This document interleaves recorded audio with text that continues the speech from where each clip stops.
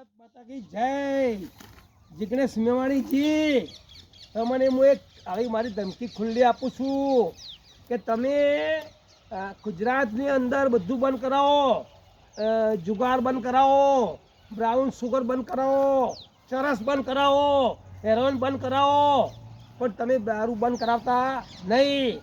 અને દારૂ તમે બંધ નહીં કરાવો ને તો અમે તમને છે ને ગુજરાત ગાંધીનગર સીટ ઉપર મુખ્યમંત્રી અમે તમને બનાવશું. જિગ્નેશ મેવાણીજી, આ મારી વાત તમે સાંભળી લો. બાકી તમે દારૂ બંધ કરાવો ને તો તમારી હવા નીકળી જશે છે.